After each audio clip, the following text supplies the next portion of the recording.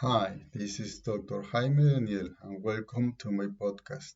Today I want to share with you about hives, but the medical term for hives is urticaria.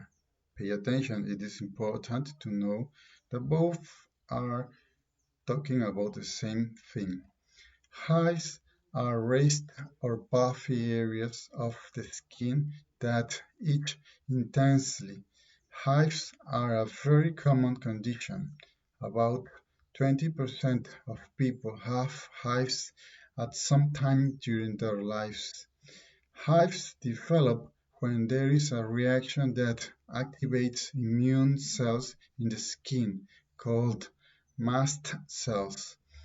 When activated, these cells release natural chemicals. One important chemical is histamine, which causes itching, redness, and swelling of the skin in an area, a hive.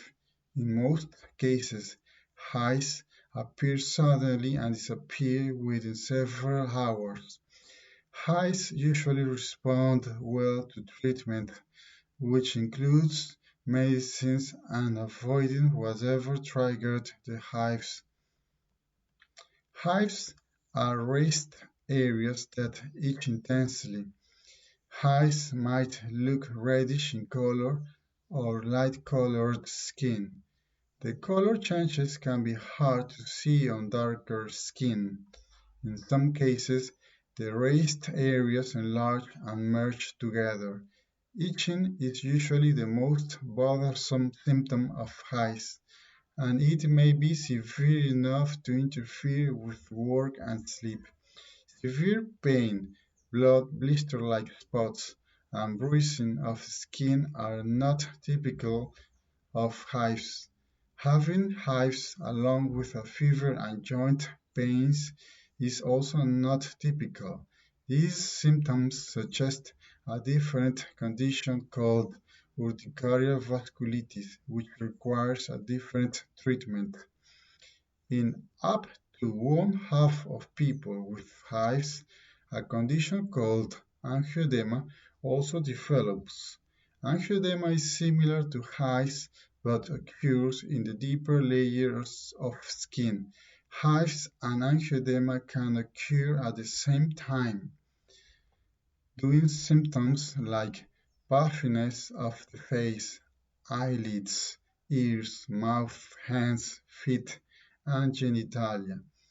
Also, swelling that usually affects one side of the body or affects one side more than the other. A sensation of fullness of discomfort in the area of swelling, slight redness of skin. Also, the skin may also be normal in color.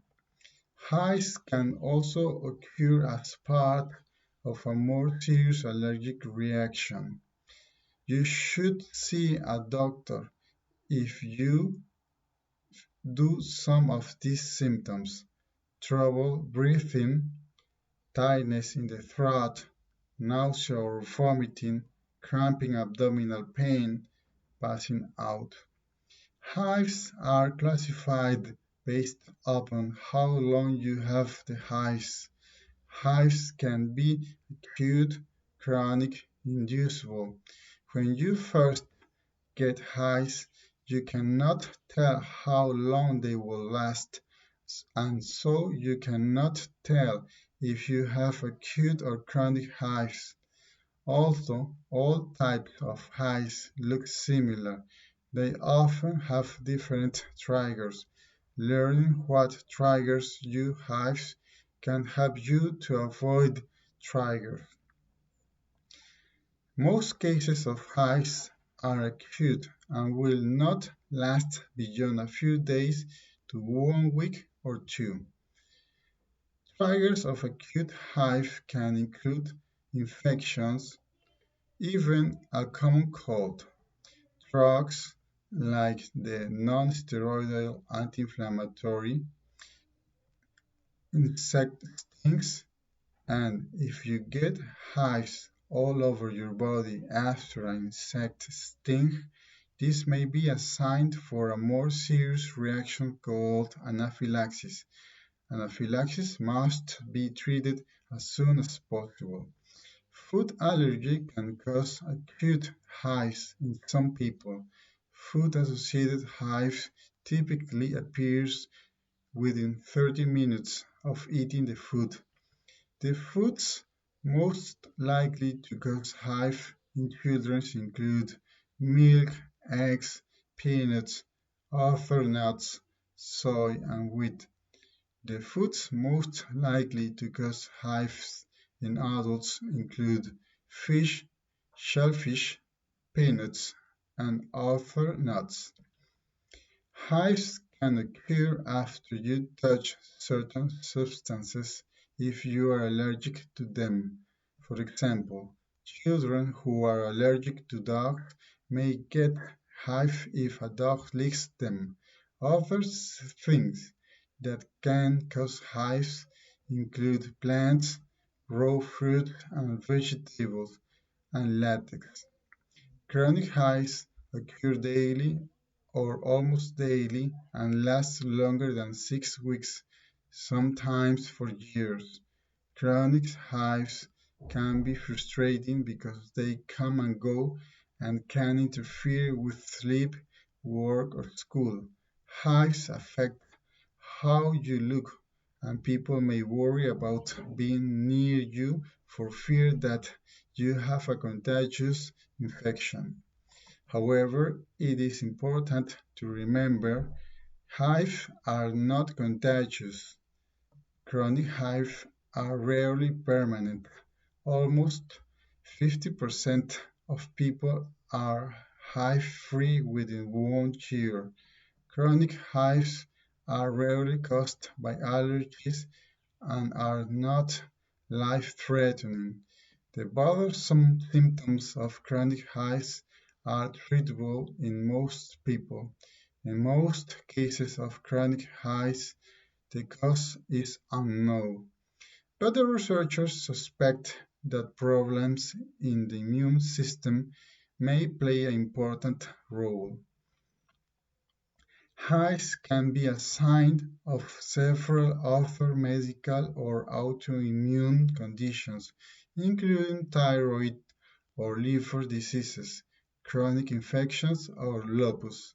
Most people with one of these conditions will have other symptoms apart from the hives.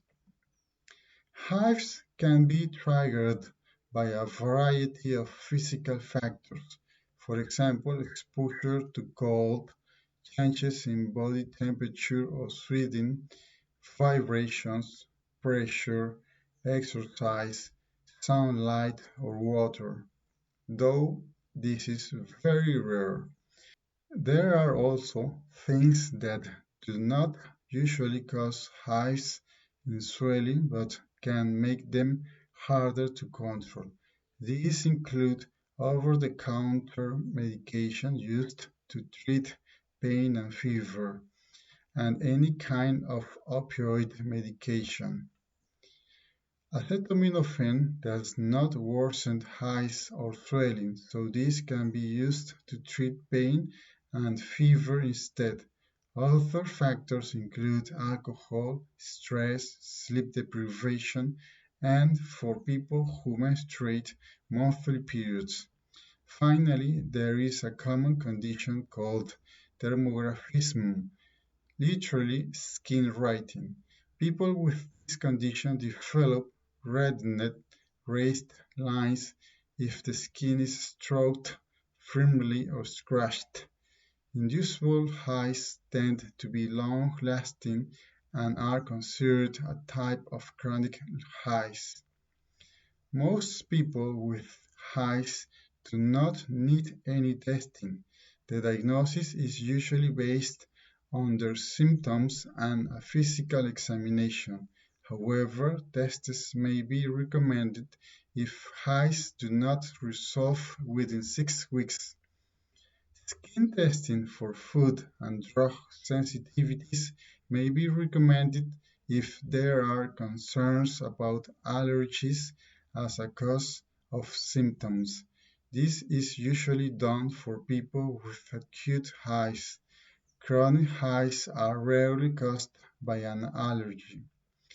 Blood tests are sometimes done if hives continue for 6 weeks or longer. Blood tests can tell if there are signs of underlying diseases, such as a thyroid problems or an autoimmune disease. A skin biopsy may help identify uncommon causes of hives. A skin biopsy may be recommended for people who have chronic hives along with other symptoms, such as a persistent fever, painful hives, individual hives that last for days at a time, or hives associated with bruising of the skin. A skin biopsy may also be recommended for people who have other symptoms or abnormal blood tests. Hives are treated with a combination of avoiding things that cause or worsen the hives, plus the use of medication. The first thing for hives is to figure out what is triggering your hives and then avoid that trigger. Even if you cannot figure out the trigger, hives usually disappear over days or weeks. Antihistamines are medicines that can relieve itching. Most people with hives respond to antihistamines. You may need a relatively high dose to control your symptoms. There are different types of antihistamines. They differ in side effects, cost, how long the medicine lasts, and need for a prescription. So we have non-sedative antihistamines, the older antihistamines, and other type of antihistamines. They are usually used to treat heartburn, and the very sedating antihistamines. They are often recommended to be used for bedtime to avoid any accident that you could get in your work or in other activities that require attention. A high dose of antihistamines is usually recommended before trying other treatments. However, oral steroids can help to relieve severe acute hives that do not get better with antihistamines. Once the hives have improved, the steroid dose is gradually lowered and then stopped. Oral steroids may be used temporarily to relieve chronic hives, but they should not be used for long-term treatment. This is because steroids can have serious side effects when taken for long periods of time. If you are taking oral steroids for more than 1 month per year to control your hives, you should see a specialist. If your hives do not get better with the treatments proposed previously, you should look for an allergist or a dermatologist. In case you are pregnant or planning to try to get pregnant, talk with your healthcare provider about the medications you should take or some other ways to get relief from the hives and keep safe your baby. Thank you.